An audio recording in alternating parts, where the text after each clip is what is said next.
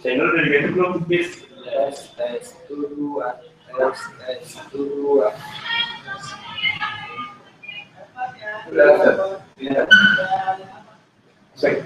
Kita update internetnya.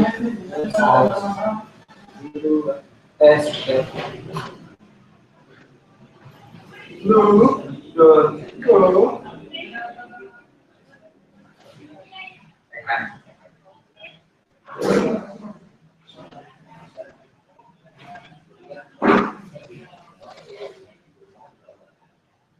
ini tidak ini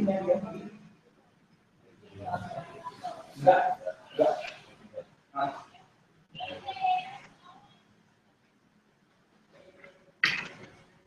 bisa ganti pilihan kayak nggak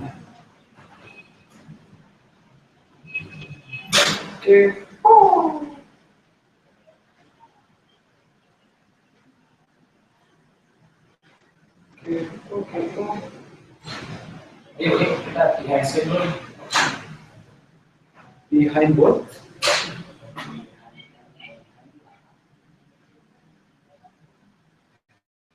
Orang ini itu Kita naik dulu sama Mas. Sampai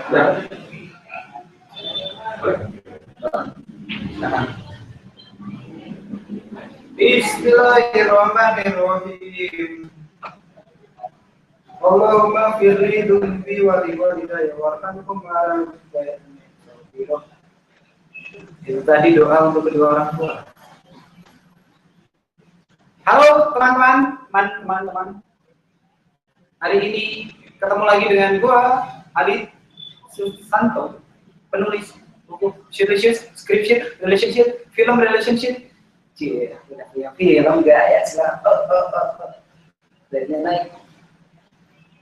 Hari ini gue mau berbagi ilmu buat kalian yang niat untuk menjadi penulis. Buat yang kemarin belum sempat mengikuti kelas-kelas gue, mari kita review sebentar. Biar gak ketinggalan banget. Oke.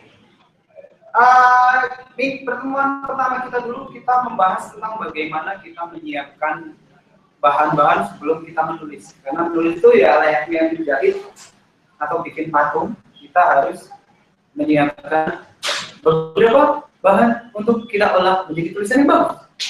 Salah satunya ide. Ide itu bisa datang dari mana aja, bisa datang dari curhatan orang, dari apa yang kita lihat, atau dari pengalaman pribadi. Kalau gue sendiri, 90% tulisan gue adalah pengalaman pribadi karena gue jarang punya teman, jadi gue nggak pernah dengar cerita orang. Terus ide juga bisa datang secara spontan, tiba-tiba datang gitu aja waktu kita lagi melakukan hal-hal pribadi. Makanya kita harus segera catat. Itu yang kadang kita lupa ya. Kalau dapat ide, lalu kita pikir ide bagus nih. Buat pakai tulis mau gue tulis 3 tahun lagi. Ntar lu bakal lupa. Jadi harus lu catat. Terus yang berikutnya adalah apa sih kalian siapa ya ampun? Menggali keresahan diri. Tulisan yang baik itu adalah tulisan yang berawal bukan yang baik. Tulisan yang biasanya akan membuat pembaca relate itu adalah tulisan yang berawal dari keresahan kita sendiri. Kalau kita itu takut kesepian, semua orang merasa itu.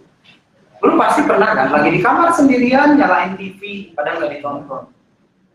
Cuman biar terasa rame aja. Kayak gitu. Lalu di pertemuan kedua, kita membahas tentang memulai tulisan dengan baik. Jadi setelah ide itu didapat, kita harus melangkah ke step berikutnya, yaitu mulai mengeksekusi bahan-bahan itu menjadi susunan kerangka karangan atau outline. Outline itu gunanya apa? Banyak. Rata-rata banyak orang nanya, Bang, kenapa ya kalau aku nulis tulisan gitu di tengah-tengah bab aku bingung, terus aku stuck, nggak tahu mau lanjut kemana. Itu gara-gara lu gak pakai outline. Itu karena lu mengikuti nafsu. Masya Allah. Nulis itu nggak boleh ngikutin nafsu doang. Lebih banyak ide lah ditulis. Oke, di tengah lo bakal semangat. Di awal semangat, di tengah makin bingung, nggak tahu lanjutnya mau kemana. Tapi itu bisa diakali kalau lu pakai outline. Dengan punya outline, lu bakal tahu bab 1 bahas apa, bab 2 bahas apa, bab 3 bahas apa, begitu seterusnya. Dengan punya outline juga, kita nggak akan pules di tengah tulisan, karena saat kita bingung, misal nih, habis kita bikin adegan, si cewek putus sama cowoknya yang udah dia pacarin lama. Kita bingung nih, mau gimana ya, mereka balikan atau enggak? Nah, kalau di outline itu di bab berikutnya udah ada tulisan mereka tetap jadian masing-masing. Ya udah, kita tinggal lanjutin skenario-nya, ceritanya. Gimana mereka tetap move on masing-masing, jadi pacar masing-masing. Itu gunanya outline. Oke? Lalu sekarang kita menuju ke pertemuan 3. Setelah kita mencari ide, udah dapat bikin outline, tentu yang harus kita lakukan berikutnya adalah menuliskannya. Iya. Gue mau nanya nih, sebagian dari kalian pasti pernah nonton episodenya film SpongeBob yang dia pengen jadi penulis. Semalaman dia nulis tuh, jamnya cepet banget. Ternyata dia cuma dapat 1 kata, the. Nah, hal itu mungkin buat kita yang suka nulis pasti ngerasa relate ya. Kita bakal ngerasa, iya, gue berani mau nulis, udah 2 hari cuma dapat 3 kata. Yang katanya adalah aku tidak tahu. Nah, itu semua bisa kita atasi dengan beberapa solusi yang akan gue berikan hari ini. Tapi sebelum kita melangkah lebih jauh, seperti hubunganmu dan si dia, seperti biasa, gue mau membaca salah satu karya Lubers. Ada tulisan yang keren nih dari sepertinya cewek, namanya Mira Aulia Ramadan. Di depan, kalau dari depan namanya cewek, kalau dari belakang namanya kayak cowok. Ramadan Aulia Mira. Judulnya Kak Ana. Mari kita baca dulu, kita resapi pelan-pelan. Kalau kalian lagi di kamar, matiin dulu lampunya, nyalain musik-musik yang melo kayak punyanya Iron Maiden. Biar kalian semakin masuk ke dalam imajinasi. Judulnya Kak Ana. Begini. Saat aku di kamar, aku memandangi fotoku yang berada di figura foto. Ya iyalah, foto di figura foto. Kalau foto di figura tanaman, aneh. Foto di figura foto yang terletak di samping meja belajarku. Di foto itu ada fotoku bersama kakakku. Aku teringat dengan kakakku yang telah meninggal setahun yang lalu. Sorry to hear that, Ana. Ana, kira. Kakakku bernama Ana. Dia meninggal karena dia terkena penyakit kanker meningitis. Oh, radangan selaput otak. Some of my friends passed away in the same way. Aku jadi teringat dengan peristiwa yang menyebabkan kakakku meninggal. Dan aku memilih untuk menuliskan semua perasaanku ini dikarenakan aku tidak kuat lagi memendam hal ini sendirian. Awalnya di keluargaku tidak ada yang tahu bahwa dia terkena penyakit kanker meningitis. Namun, ia sering mengeluh kepadaku tentang penyakitnya. Aku tahu rasanya jadi bebannya orang yang bisa dipercaya. Aku jadi teringat, ia sering pusing dan pingsan di sekolah. Badannya sering lemas, lama-kelamaan penyakitnya tambah parah. Saat aku sedang di sekolah, kakakku SMS kepadaku. SMS-nya mengatakan bahwa kakakku dijemput oleh ibuku untuk dicek oleh dokter. Saat aku pulang dari sekolah, aku menemui kakakku. Kak, kata dokter, kakak sakit apa? Kakakku, belum tahu, karena kata dokter kalau obatnya habis, kakak tidak sembuh. Kakak akan dirujuk ke dokter spesialis penyakit dalam. Aku, tadi kakak dikasih obat apa? Kakakku, obat sakit kepala dan obat mah. Aku, Kata dokter penyebab kakak sakit apa? Kakakku. Kata dokter kakak stres atau kecapean? Aku. Kakak memang ada masalah apa? Kakakku. Sebenarnya kakak patah hati sama Kak Naufal. Kak Naufal tidak pernah suka sama kakak. Kak Naufal suka sama Kak Vinka. Kakak stres karena waktu itu kakak buat puisi tentang Kak Naufal terus. Kakak kasih tahu ke Kak Vinka. Kak Vinka suruh kakak bacain puisi kakak ke Kak Naufal.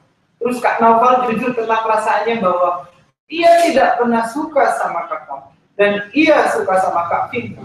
Kakak jadi merasa muka badak di depan dia. Aku, oh begitu ya. Saat itu aku terdiam. Aku yakin puisi yang kakakku buat untuk Kak Naufal adalah puisi cinta karena Kak Naufal adalah orang yang kakakku cintai.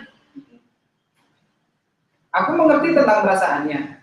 Lama kemudian kakakku masuk rumah sakit dan kakakku diinformasikan oleh dokter bahwa dia terkena penyakit kanker meningitis. Dia divonis bahwa umurnya tidak akan lama lagi karena penyakit meningitisnya telah akut. Kakakku, Nanda, maafin kakak ya, nama kamu Mira atau Nanda sih?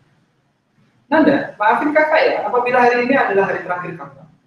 Aku, iya kak, maafin aku juga ya kak. Aku yakin kakak pasti sembuh kok. Wah, emang nggak enak sih Mira dikatain orang. Nanda, maafin kakak ya, apabila hari ini hari terakhir kakak. Gue sering denger itu dari teman-teman yang mau resign. Kakakku, enggak Nanda, penyakit kakak sudah parah. Sejak hari itu dia hanya mencoret kalender. Aku menginformasikan Kak Naufal melalui SMS. Pada suatu ketika, kakakku curhat kepadaku. Mana tadi? Kakakku, kakak kalau ingat semuanya, kakak jadi ingin menangis. Tapi ya bagaimana lagi? Kak Naufal lebih milih Kak Vinka daripada kakak. Mungkin kakak jelek, tapi yang terbaik bagi kakak. Tiba-tiba kakakku menahan sakit hingga ia keringat dinginnya keluar dan badannya terbaring lemas. Kakakku, mungkin besok adalah hari terakhir kakak, atau mungkin hari ini adalah hari terakhir kakak ada di sini. Yang terpenting, kakak sudah melihat semua bahagia. Kak Naufal sudah sama Kak Vinka. Mereka berbahagia, kakak pun bahagia. Tiba-tiba badannya terbujur lemas dan hari itu adalah hari terakhir aku melihat kakakku. Ketika kakakku sudah meninggal, baru Kak Naufal menjenguknya. Selamat tinggal kakakku. Aduh, sedih. Sedih, Mira. Ceritanya sedih. Tapi aku juga sedih. Bacanya aja sedih. Apalagi ngalamin. Sebenarnya penyusunan ceritanya bagus sih. Premisnya juga bagus tentang orang yang berjuang. Memperjuangkan perasaannya sampai ujung usianya. Ya, tapi ada yang beberapa hal yang bisa dibenahi agar tulisan ini jauh lebih bagus. Ini sudah bagus. Kan intinya dari sebuah tulisan itu adalah kita menyampaikan pesan. Ya. Saat pesan itu nyampai ke pembaca, bagaimanapun caranya, artinya tulisan itu sudah sukses. Tapi ada tulisan yang cuma menyampaikan pesan. Ada juga tulisan yang bisa menyampaikan pesan sekaligus menghibur pembacanya. Nah, kalau bisa, kita jadi dua-duanya. Menyampaikan pesan serta menghibur. Saat orang baca, merasa lebih segarkah, merasa lebih bahagiakah, merasa lebih legakah. Nah, bagaimana cara membuat orang bisa begitu? Caranya adalah buat mereka masuk ke dalam imajinasimu. Jadi, misal dia tadi bilang menceritakan tentang kakaknya, menceritakan tentang segala perjuangan kakaknya. Mira harus membuat pembaca bisa merasakan bagaimana mereka berada di posisi Mira. Seakan-akan mereka melihat keadaan kakaknya juga, kenal kakaknya juga, punya ikatan emosional kepada kakaknya Mira juga. Dan bagaimana cara melakukannya? Mari kita breakdown. Di pertemuan kali ini kan ceritanya tentang storytelling. Sebenarnya yang akan kita bahas nanti memang lebih fokus ke storytelling karena kita akan mengajak pembaca untuk berimajinasi. Kita tidak akan fokus ke tulisan-tulisan feature semacam 7 ciri cewek posesif. Kita bakal bahas cerita yang berplot, yang naratif, storytelling. Oke. Biasanya banyak yang nanya, Bang, kembali ke isu awal tadi ya. Kenapa sih susah banget mulai tulisan? Udah lama mikir cuma dapat 3 kata, dapat 3 huruf. Gitu. Nah, yang namanya pembuka tulisan itu yang selalu disebut sebagai hook. Hook itu bahasa Indonesianya apa sih? Jangkar atau cantolan atau kayak gitulah hook yang bikin orang nyantol. Nah, hook itu harus kuat agar orang kecantol sama tulisan lu. Mereka mau membaca tulisan lu. Dan bahkan dari saat mereka baca kalimat pertama. Misalnya begini, gue kasih contoh. Ini adalah 2 artikel atau 2 tulisan dengan tema yang sama tapi hooknya beda. Oke? Temanya adalah pendidikan yang mahal. Temanya itu. Tapi ada 2 artikel. Yang pertama pembukanya begini. Pendidikan adalah kebutuhan vital bagi setiap orang. Itu yang artikel ini. Artikelnya sini dibukanya dengan Andi bersekolah setiap hari sambil membawa termos berisi makanan jajanan bagi anak sekolah. Andi membawanya setiap hari, lalu teman-teman membelinya. Kira-kira artikel dengan tema pendidikan itu mahal, mana yang lebih menarik? Pendidikan adalah kebutuhan wajib atau primer bagi setiap orang. Atau Andi datang ke sekolah membawa termos berisi makanan jajanan anak sekolah. Pastinya sebagai pembaca, mereka akan memilih yang sini. Kenapa? Karena artikel yang sini tadi, pendidikan adalah kebutuhan primer bagi setiap manusia. Ya udah, saat orang baca itu ya, mereka iya benar. Terus kenapa? Ya, gue nggak mau nanya lagi, itu udah cukup, informasinya udah cukup. Tapi bagian sini, tiap hari Andi membawa termos berisi jajanan, makanan jajanan anak sekolah. Orang-orang yang bertanya, Andi itu siapa? Kenapa dia bawa termos? Kenapa dia bawa termos berisi jajanan ke sekolah? Dia itu sebenarnya murid sekolah atau anak asuhan? Orang akan bertanya-tanya. Nah, pertanyaan-pertanyaan itulah yang kita sebut efek dari hook. Hook yang kuat akan menciptakan banyak pertanyaan di kepala pembaca saat mereka membaca baru aja kalimat pertama dari artikel tersebut. Jadi, hook memang harusnya seperti itu. Jangan sampai orang saat membaca artikel di paragraf pertama orang bacanya cuma iya emang gitu. Tapi harus bikin orang waktu baca artikel itu kalimat pertama mengerutkan dahi, terus bertanya-tanya, kok bisa ya? Gimana ya? Oke, kalau masih belum cukup jelas, gue kasih contoh lagi yang lain. Misalnya, kita sama-sama membahas tentang berita perampokan di taksi. Artikel yang sini dibuka dengan kalimat pertamanya, taksi adalah kendaraan taksi adalah kendaraan pilihan bagi warga ibu kota. Di sini. Sedangkan yang sini, artikelnya dibuka dengan seorang pria turun dari dalam taksi mengerang-erang meminta tolong dengan keadaan baju penuh darah. Menurut lo, mana yang bakal lo pilih untuk lo baca lebih lanjut? Apa yang sini? Taksi adalah kendaraan favorit warga ibu kota. Atau yang sini? Seorang pria keluar dari dalam taksi mengerang-erang minta tolong dengan baju berlumuran darah. Kalau gue sebagai orang waras, gue bakal pilih yang ini. Yang ada orang keluar dari dalam taksi mengerang-erang minta tolong, lalu bajunya penuh darah. Kenapa? Karena artikel yang sini dibuatnya garing banget. Taksi adalah kendaraan umum favorit warga ibu kota. Ya emang, nenekku juga tahu. Jadi nggak perlu dijelasin lagi. Dia nggak bisa bikin gua penasaran. Ya sama, rule-nya tuh sama kayak cewek yang lagi lu PDKT-in. Cewek yang lu PDKT-in nggak bakal mau lu pacarin kalau lu nggak bisa bikin dia penasaran. Serius. Coba aja lu kabarin tiap hari, makin bosen dia.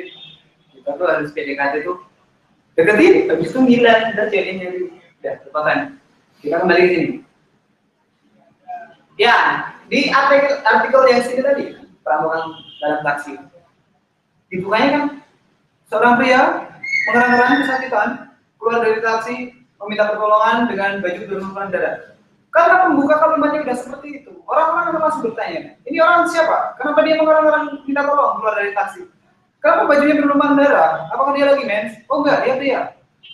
Jadi semakin banyak pertanyaan yang bisa kita tanamkan ke kepala pembaca dari kalimat pertama kita akan membuat pembaca ingin membaca lebih lanjut tulisan kita. Nah, bagaimana cara membuat orang-orang nggak cuma nggak cuma pengen baca doang, tapi benar-benar pengen bisa baca sampai habis. Ya selalu jaga rasa penasaran mereka itu hingga ke akhir tulisan. Misalnya itu tadi kita bahas tentang perampokan dalam taksi ya. Emang pembukanya seorang pria mengarahkan keluar taksi kesakitan minta tolong dengan baju berlumuran darah. Jangan langsung dijawab, dia habis kerampokan. Kalau kayak gitu mah udah, mereka nggak mau baca lebih lanjut. Jadi dijelasin lagi. Mungkin banyak orang merasa taksi itu kendaraan umum yang aman, tapi pada prakteknya baru jelasin lagi tuntutannya. Tapi pada prakteknya kemarin pada hari Rabu bla bla bla bla, ada seorang pria sedangkan itu back story background story dari si pria korban perampokan ini baru diceritain, orang nantinya akan membaca dengan runtut. Jadi kira-kira begitu kalau lu mau nulis cerita, jangan sampai membuat pembaca merasa informasinya cukup. Jangan. Misal lu bikin cerita untuk buku maupun film, jangan sampai di pertengahan film orang udah cukup tahu dan mereka nggak mau tahu lebih lanjut. Jangan, bikin aja mereka tentang terus sampai ending. Jadi itu kira-kira bagaimana menciptakan hook yang baik. Nah, selanjutnya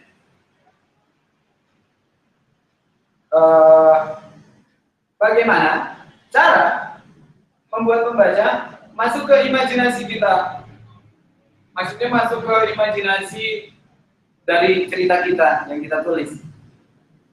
Ini berhubungan dengan tulisannya si Mira tadi, si Kak Ana ya. Andai saja si Mira bisa menciptakan sebenarnya deskripsi setting yang lebih detail dan rapi, mungkin gue tadi bacanya bisa sambil nangis keluar ingus dari kuping. Tapi terlihat di sini tadi Mira berceritanya itu seakan-akan bukan kepada pembaca secara umum, tapi seakan-akan kepada pembaca yang udah kenal dia. Nah, itu beberapa kekurangan penulis yang sedang belajar yang sebaiknya harus diperbaiki dari waktu ke waktu. Pertama, selalu mengeksekusi tulisan, jangan pernah berpikir pembaca lu kenal lu. Selalu berpikir pembaca lu adalah orang asing yang tidak kenal lu sama sekali, tidak tahu kehidupan lu kayak apa, tidak pernah melihat wujud lu kayak apa, tidak pernah melihat lingkungan lu seperti apa. Dengan pola pikir semacam itu, lu akan membuat diri lu lebih aktif atau lebih rajin untuk mendeskripsikan apapun yang lu bayangin di tulisan lu. Dengan begitu juga, pembaca akan lebih mudah untuk ikut membayangkan setting atau penggambaran lokasi maupun waktu maupun karakter yang lu jelasin. Begitu? Paham? Paham dulu? Belum? Udah paham? Sip.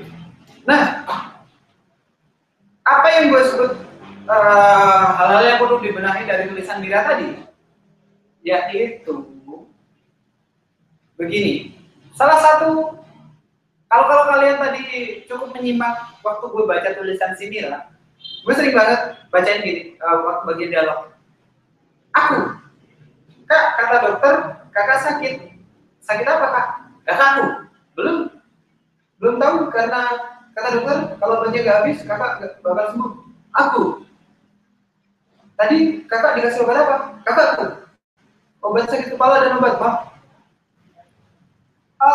Kalau misal itu diceritakan kepada teman, mungkin teman Mira akan mengerti, akan bisa membayangkan bagaimana Mira dan kakaknya si Kak Ana ini berdiskusi. Karena mereka teman-teman Mira ini udah kenal dua-duanya, jadi bisa membayangkan ekspresinya, bisa membayangkan gesturnya Mira dan si Ana. Tapi bagi pembaca awam seperti gua, aku baca dialog yang isinya cuma aku, kakakku, kakakku. Gue jadi bayangin dua robot lagi ngomong tanpa nada. Kak, dokter, kata dokter, kamu sakit apa? Jangan. Jadi kalian harus memberikan deskripsi yang baik dan benar.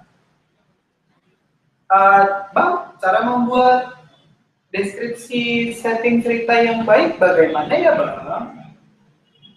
Pertama, hal yang biasanya orang-orang salah paham itu mereka mendeskripsikan sebuah setting atau sebuah benda atau sebuah terlalu dangkal. Misalnya, aku tinggal di kamar kosan yang kecil. Dan kecil kan relatif. Kecil buat gua bisa beda kecil buat Ronnie Dozer, misalnya udah sendiri. Kecil itu relatif. Atau aku punya pacar yang cantik, cantik relatif. Buat gue Selena Gomez nggak cantik, lebih cantik Bella Shafira. Nah, bagaimana cara membuat orang bisa membayangkan setting lokasi yang sama dengan kita waktu kita sedang menurutnya? Kalau saran gue, ya benar, gue kasih satu contoh dulu sebelum kesana. Mana ya contohnya?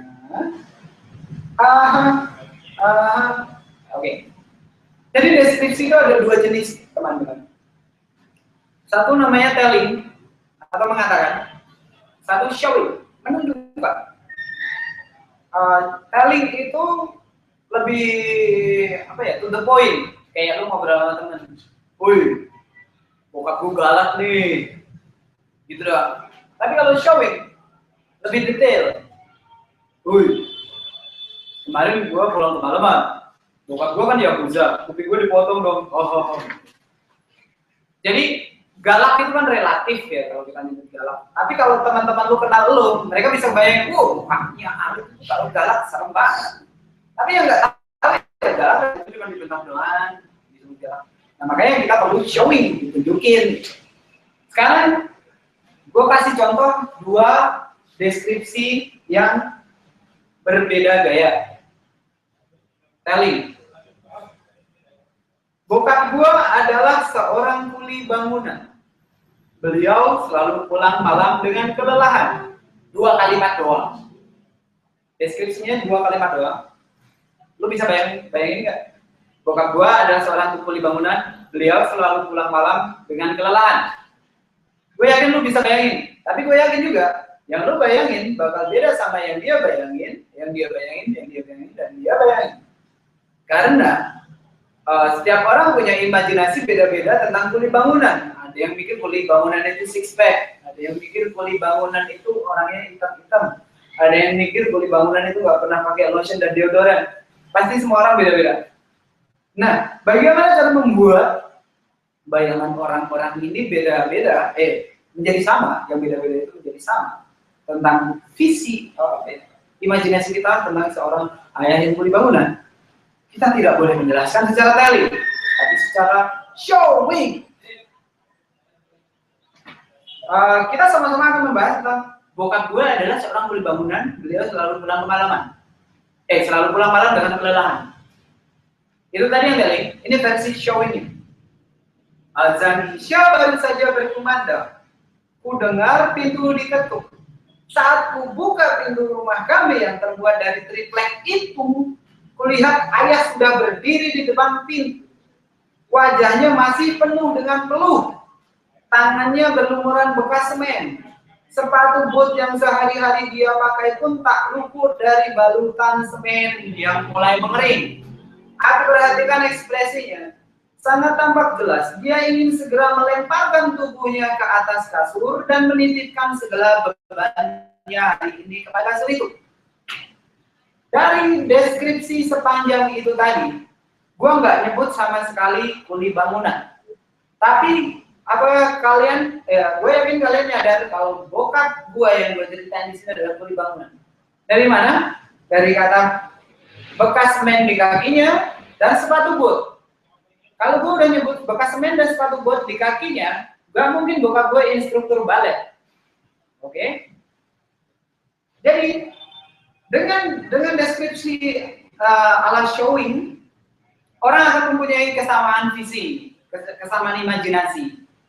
Lihat, kita baca ulang ya. Azan Isya baru saja berkumandang. Ku dengar pintu diketuk. Artinya apa? Sudah malam. Azan Isya kan mungkin jam 12 malam, jam 12 siang kecuali di Kutub Selatan ya. Nah, saat itu ku buka pintu rumah kami yang terbuka dari triplek itu. Kita bisa membayangin sama nih. Malam-malam pintu rumah terbuat dari triplek. Oke, rumahnya terbuat dari triplek. Kan? Jadi imajinasi kita akan tersinkronis. Tersamakan. Ya misal beda-beda dikit lah, ada yang bikin tripleknya warna coklat, ada yang bikin warnanya pink, warna tekong. Kulihat ayah sudah berdiri di depan pintu. Wajahnya masih penuh dengan peluh. Kita bayangin wajahnya penuh keringat. Tangannya berlumuran bekas semen. Ya, kayak tadi dijelasin. Sepatu bot yang sehari-hari dia pakai pun tak luput dari balutan semen yang mulai mengering. Kan enak kan dibayangin dibanding bukan gua adalah seorang kuli bangunan. Dia selalu pulang malam dengan kelelahan. Ya. Nah, sudah cukup paham bedanya telling dan showing. Oke, apakah telling dan showing itu cuma bisa dipakai untuk deskripsi secara naratif? Tidak. Telling dan showing bisa digunakan dalam dialog juga. Misalnya ya si artikelnya si Mira tadi, itu tadi namanya telling ya. Aku, kakak sakit apa kata dokter? Kakakku, kakak tidak tahu. Aku, emang dikasih obat apa? Nah, itu tadi telling. Contoh lain dari telling ini. Apa kabarmu hari ini? Tanyaku. Gak terlalu baik? Jawab dia. Loh, kenapa? Tanyaku heran. Gak apa-apa. Jawabnya sigap. Udahlah, jangan ditutup-tutupin kalau ada masalah gitu. Aku kan temanmu sejak dulu. Iya nih. Aku lagi sedih. Rice cookerku hilang dicuri orang sama nasi-nasinya. Aku bingung mau makan sahur pakai apa. Dengan dialog semacam itu, well, I understand that you get the point. Ada dua orang lagi ngobrol, satunya lagi galau karena kehilangan rice cooker bersama nasinya, sehingga dia tidak bisa sahur. Oke, kita mendapatkan inti dari dialog itu sih. Tapi apakah kita menikmati saat kita membaca dialog itu? Gua rasa tidak. Kenapa? Karena kalau kita dengerin orang lagi ngobrol aja, kita tuh suka lihat apa? Ekspresinya, gesturnya, settingnya. Ya, kalau kita nggak kebayang itu, ya kita bisa lihat berimajinasi. Bisa aja waktu gue nanya, apa kabarmu hari ini? Sambil ngambilin sayur nyelip di gigi. Gak terlalu baik, jawab dia sambil pakai cotton bud di kuping. Loh, kenapa? Kata gue sambil gigitin kuku kaki. Makanya kita perlu deskripsi secara showing juga saat kita conversation di dalam cerita. Contohnya begini, kasusnya sama, yaitu tentang orang yang kehilangan rice cooker. Tapi kali ini gue coba pakai showing. Kasih deskripsi di dialognya. Misalnya ini. Melihat wajahnya yang dirundung senja, bibir ini spontan melontarkan sebuah pertanyaan. Apa kabarmu hari ini? Otot di keningnya bergerak, lalu menciptakan beberapa kerutan di kulit keningnya. Seraya menjawab, gak terlalu baik. Ekspresi dan jawabnya menggiring rasa penasaranku untuk mencari tahu. Loh, kamu kenapa? Dia hanya menggelengkan kepalanya dan membenamkan wajahnya ke dalam dua telapak tangannya yang menyatu. Udahlah, jangan ditutup-tutupin kalau ada masalah gitu. Aku kan temanmu sejak dulu. Kalimat itu kau lontarkan demi melukis keyakinan di hatinya bahwa aku bisa dia percaya. Sambil aku pegang pundaknya saat kami duduk di atap rumah itu. Dia mendongakkan kepalanya, matanya menyapu langit tanpa bintang malam itu dengan tatapan nanar. Iya nih, aku lagi sedih. Rice cookerku hilang, dicuri orang sama nasi-nasinya. Aku bingung mau makan sahur pakai apa. Kira-kira enak gak dibayangin dialog itu tadi? Enak. Karena ada apa? Deskripsinya, ada penulisnya tidak malas untuk menjelaskan ekspresi yang dipakai si karakter. Mulai dari ini tadi misalnya, otot di keningnya bergerak-gerak lalu menciptakan beberapa kerutan di kulit keningnya. Seraya menjawab, gak terlalu baik. Otot di keningnya berkerut-kerut. Itu otot kening manusia, bukan bulog. Kalau bulog jawabnya, bukan gak terlalu baik. Terus dia menggelengkan kepalanya dan membenamkan wajahnya ke dalam dua telapak tangannya yang menyatu. Ya, elah, kehilangan nasi galau gini, kehilangan pacar dia mungkin tiduran di rem. Nah, jadi intinya saat kita deliver sebuah cerita itu jangan sampai malas untuk menjelaskan setiap detail yang kita tangkap dalam imajinasi kita. Semakin sedikit yang kita jelaskan itu menandakan bahwa imajinasi kita juga secetek itu, sayang.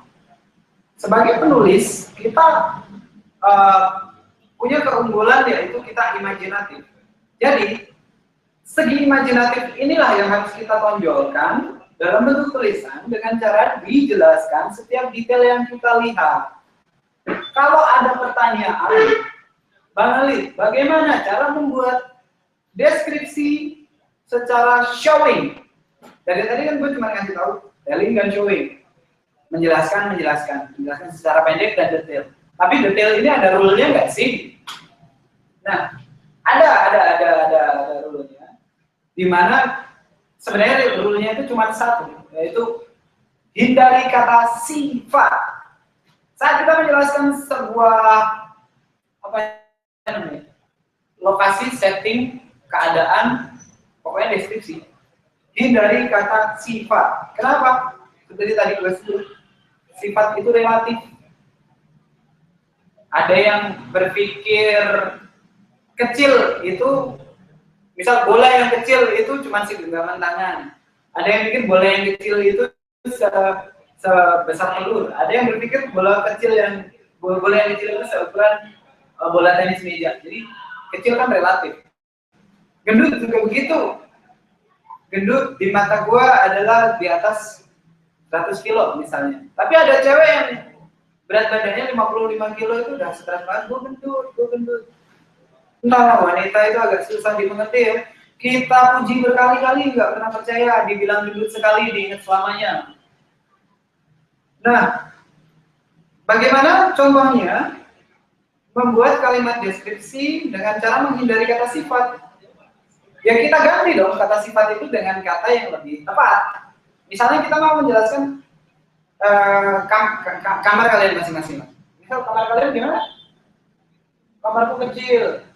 Wah, kamarmu kecil. Gue nanya kamar tidur bukan kamar tidur. Jangan pakai kata kecil. Jangan pakai kata apa lagi? Luas. Tidak boleh pakai kata luas. Hindari kata-kata. Misalnya gini, Aku tinggal di sebuah kamar yang cukup nyaman untuk ditempati sendiri. Di dalam kamar itu hanya cukup untuk diisi sebuah kasur single bed, sebuah TV, sebuah lemari, dan sebuah meja belajar. Saat semua barang itu dimasukkan ke kamarku, aku tidak bisa banyak bergerak. Bahkan untuk sholat pun, aku harus meletakkan sajadahku di atas kasur. Enak nggak buat dibayangin? Dibanding gue bilang, kamarku kecil. Balik, itu kan deskripsi tempat. Bagaimana kalau kita jelasin tentang cantik? Ya udah, nggak perlu pakai kata cantik. Kata cantik kan skala sifat. Dan sifat relatif. Buat gue cantiknya begini, buat lu bisa cantiknya begitu. Makanya saat kita mau menceritakan tentang seseorang atau menggambarkan wajah seseorang, ini dari kata sifat. Misalnya, tadi siang aku berkenalan dengan seorang wanita berkulit terang, berambut lurus sepundak, yang hitam mengkilat. Alisnya setinggi 3 cm. Sepertinya dia bersin waktu menggambar alisnya. Hidungnya cukup mancung untuk dibilang orang pribumi. Bibirnya berwarna merah dan tipis. Ada 2 tahi lalat di pipi kiri dan kanannya. Enak kan buat dibayangin? Dibanding tadi siang gua ketemu cewek cantik. Well, bayangan cantik beda-beda. Bagaimana kalau cowok? Ya udah, kita deskripsi lagi. Gua punya teman namanya Supri. Supri adalah cowok Jawa dengan tinggi 160 cm, berkulit gelap, rambutnya ikal di belah tengah. Matanya agak sipit, hidungnya agak besar, bukan besar ya. Kita menghindari kata besar. Matanya agak sipit, hidungnya tidak cukup mancung. Kok tidak cukup mancung? Oh, hidungnya seperti jambu air. Nah, itu lebih enak bayangin. Dan bibirnya setebal burger. Kacau banget mukanya Supri. Tapi seenggaknya kita ngasih deskripsi sehancur itulah muka dia. Terus bang, itu tadi kan tentang manusia ya, cewek, cowok, atau ruangan. Bagaimana kalau sebuah benda bang? Ya sudah, kita jelaskan setiap detail yang kita imajinasikan di benda itu. Misalnya, aku punya mobil Lamborghini bermesin Vespa. Warnanya orange, aku impor langsung dari Itali. Mobil itu keluaran tahun 2016, memakai velg tintan berukuran 29 inch. Terkapal Lamborghini. Ya pokoknya seperti itu. Jadi deskripsi semacam itu lebih baik dibanding lu bilang, gua punya mobil keren. Ya, keren relatif. Kira-kira begitu untuk pembahasan bagaimana membuat pembaca bisa masuk ke dalam imajinasi kita.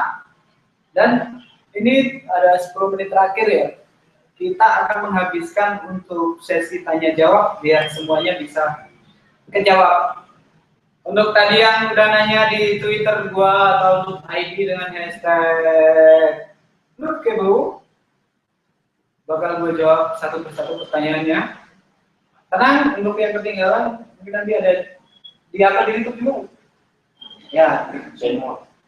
Iya, di YouTube channel. Ya. Dan juga akan gue review di blog nanti saat program ini keluar.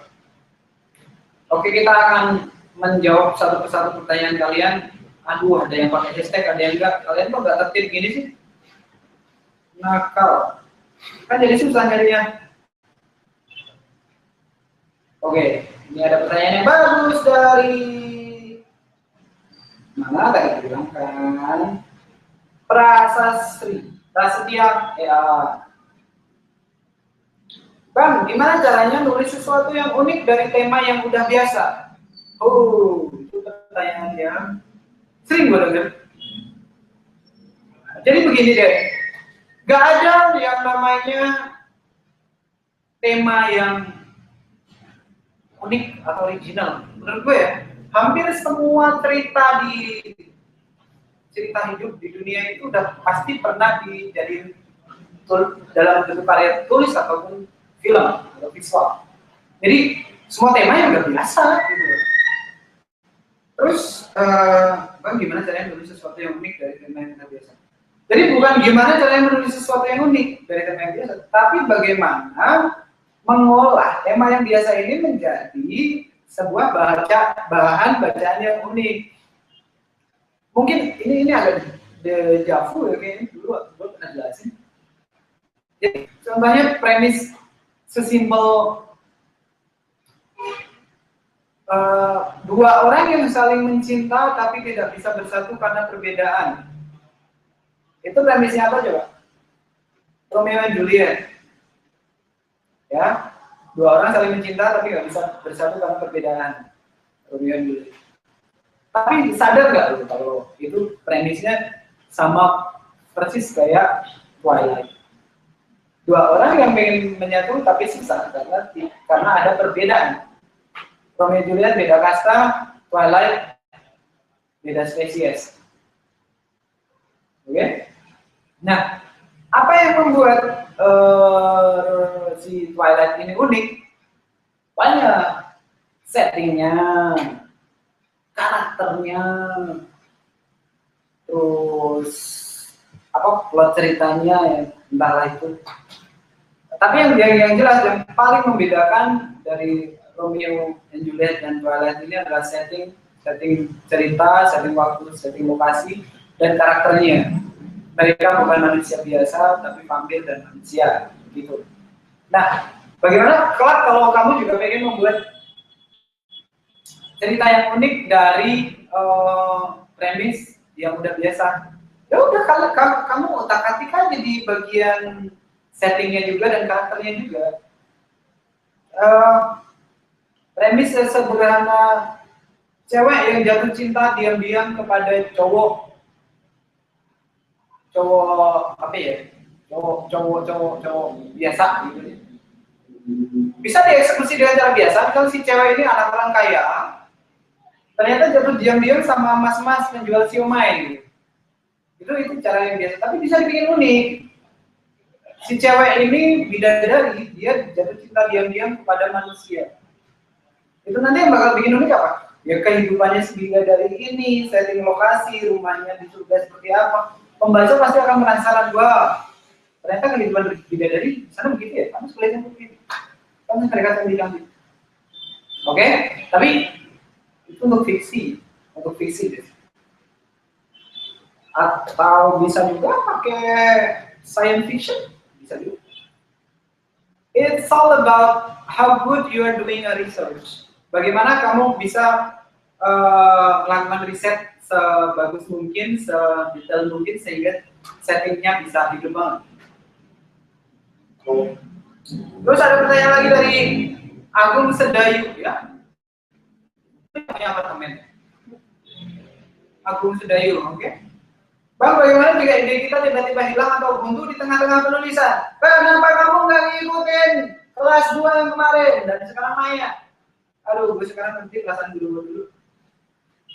Kalau lu sering nulis dan ide lu hilang atau buntu di tengah jalan, artinya lu salah nulis, salah teknik nulisnya. Bikin outline atau kerangka-karangan dulu. Paham? Kalau mau lebih jelas, bisa lihat episode 2 dari kelas menulis digital bareng dulu. Oke, ada lagi. Rahma Dayani. Kak, kalau misalnya lagi nulis terus tiba-tiba tangan dan jari-jari capek terus kram tuh gimana ngadepinnya? Jangan nanya gua, nanya ke Haji Salim biar dilurusin. Teknik. Dari yoga, Rosyadanya. Bang, kalau nulis tapi biar bisa jadian gimana? Nah, ini yang nanya gue pada kenapa sih kebanyakan nyemil obat bakar, obatnya membakar. Al-Muiz El-Murad, Bang Ali, teknik nulis buku sama teknik nulis skenario buat film beda nggak sih? Oh, dalam eksekusi beda, tapi dalam konsep dan outlining sama. Kalau sama-sama fiksi misalnya. Bedanya apa? Bedanya itu tadi, baru aja kita rasakannya. Kalau di nulis buku, sebagai penulis, kita harus serajin mungkin mendeskripsikan setting, lokasi, setting, tempat, karakter, tokoh. Tapi di film, karena sudah ada media visual, kita tidak perlu capek-capek mendeskripsikan semua itu. Jadi lebih fokus ke mungkin ke gestur, lebih fokus ke ekspresi waktu dialog dan dialognya itu sendiri, kekuatan dialog. Jadi nulis skenario itu tidak sebertele-tele nulis novel. Semoga terjawab. Mariana Boya, Bang, gimana sih cara ngatasi stuck di tengah-tengah paragraf? Sudah dijawab. Tolmi Sandi, Bang, caranya pacarin dosen atau anaknya? Ya, nggak tahu. Insya Allah. Sari Wahdaniyah Wongso, Bang, ajari cara nulis buku diary dong. Nggak usah belajar. Bodoh amat. Lu bawa diary aja ke kelas, ada tukeran teman-teman, suruh nulis biodata, makanan, minuman favorit. Ingat kan lu anak 90-an. Bang, gimana cara yang tepat menuliskan based on true story dengan makna tanpa kesan menggurui? Dari Aulia, The Meets Me. Dia Meets Me. Menuliskan based on true story itu lebih enak ya, karena kita udah punya plot. Karena itu kan kisah yang pernah kita lewati di dunia nyata kan. Jadi tinggal kita rewrite dengan tambahan itu tadi, deskripsi lokasi, deskripsi setting, and everything. Nah, bagaimana caranya membuat tulisan itu bermakna tanpa ada kesan menggurui? Kalau gue sih cara menghindari kesan menggurui adalah gue nggak akan nulis buat kamu harus, kamu akan, atau kamu gini, kamu gitu. Tidak. Kalau gue langsung gue kasih contoh kejadian, sebab dan akibatnya. Masalah orang mau niru atau enggak, hak masing-masing. Gitu aja. Sugian, cara nyiptain karakter biar kelihatan hidup di suatu cerita gimana sih Kak? Sudah gue bahas di episode 1 kedua, cari aja, ada lagi. Kak, ajarin teknik nulis buku, contekan UN dong, lu kepo, terserah lu. Bang, resep gak buat nulis novel biar hasilnya tidak membosankan dari Kemit? Membosankan atau tidak itu relatif ya, semuanya tergantung eksekusi. Mungkin itu tadi dari deskripsi dan sebagainya, kalau bisa dibikin seindah Life of Pi, that would be interesting. Stuck di, pokoknya semua pertanyaan tentang stuck di tengah paragraf udah gue jawab di episode sebelumnya pasti, karena kita bahas kerang-karangan. Feby Fitriani, caranya ngumpulin mood dan ide buat nulis gimana Bang? Kadang enggak juga nulisnya nggak nyambung sama paragraf pertama karena nggak mood. Gak usah ngumpulin mood, nulis itu tulis aja apa yang bisa lo tulis, apa yang ada di kepala langsung tulis. Kenapa? Karena tulisan jelek itu lebih baik dibanding tulisan yang nggak ada. Tulisan yang jelek bisa diedit, tulisan yang nggak ada cuma bisa ditangisi. Bang, caranya bikin kalimat pembuka yang baik baru saja dibahas di awal pertemuan. Ya, tadi clearnya ada yang mau bikin kan? Cara nulis KTI Bang biar nggak revisi belum. Apaan ini kedokteran bukan gue. Oke, sepertinya sudah cukup ya. Semua udah dijawab ya. Baiklah, gue nggak ingkar janji, semua udah gue jawab. Dan waktunya kayaknya udah habis kan ya Pak ya.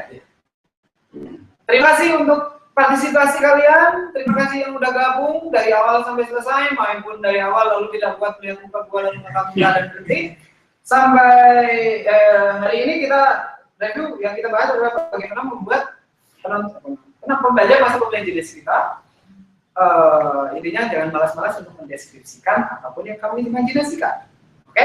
Kalau ada pertanyaan lebih lanjut bisa kalian kirim ke gua ke Twitter @simplicious atau ini dengan hashtag #lukepo kan selalu jawab di sana juga.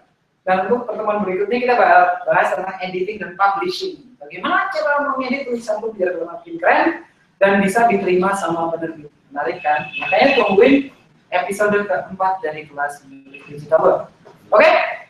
Terima kasih sudah join semuanya. Sampai jumpa di pertemuan berikutnya. Dadah. Dadah.